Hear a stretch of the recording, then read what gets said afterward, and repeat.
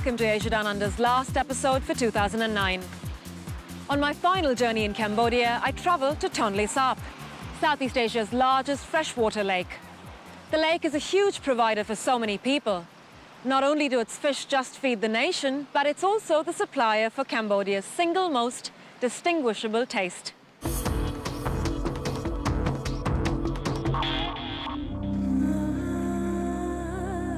Cambodia's climate is challenging.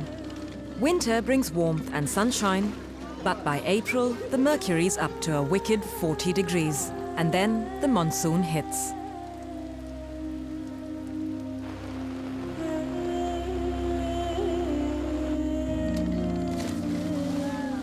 There is so much rain that the nation's rivers run upstream into a giant, vast reservoir that swells to 4 times its size.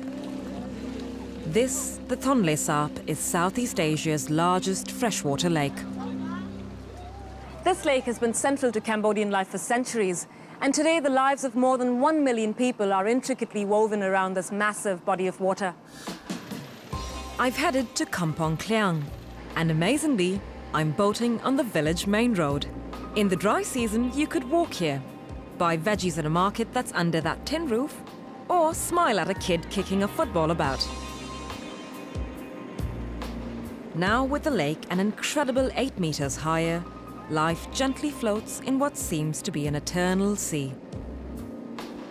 The monsoon floods huge areas of newly grown vegetation, making for fertile spawning grounds. It makes the Tonle Sap one of the world's richest sources of freshwater fish.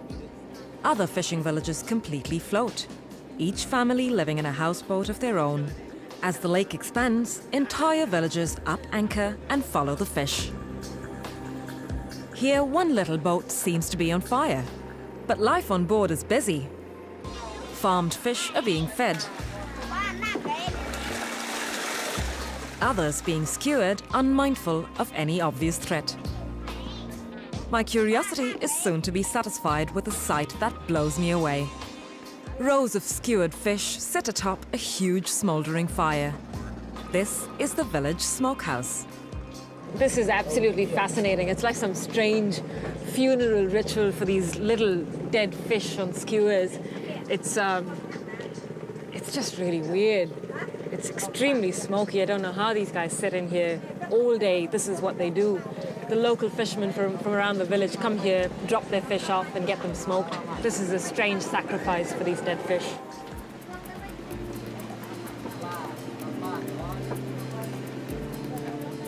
Smoked fish like this add flavor to soups and stews. Freshwater fish are a huge part of the Cambodian diet, and they come in every shape and color.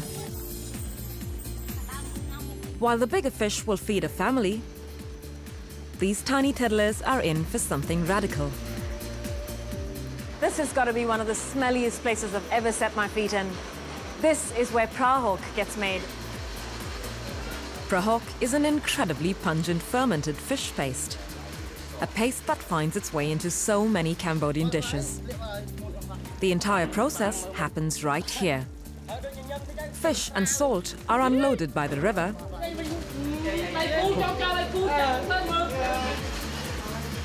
The salt is mixed with the fish and then shoveled into huge barrels where it's left to drain. I walked past thinking they were rebuilding the drains or doing up the pavement again, but what this is not concrete but ground fish, which after being fermented goes on to becoming prahoc. Now I have to admit, smelly fish sauces like those from Thailand I can happily handle. But this wicked potent stuff is really something else. But no time for culinary timidity, for I'm off to town for a lesson in Prahoc basics.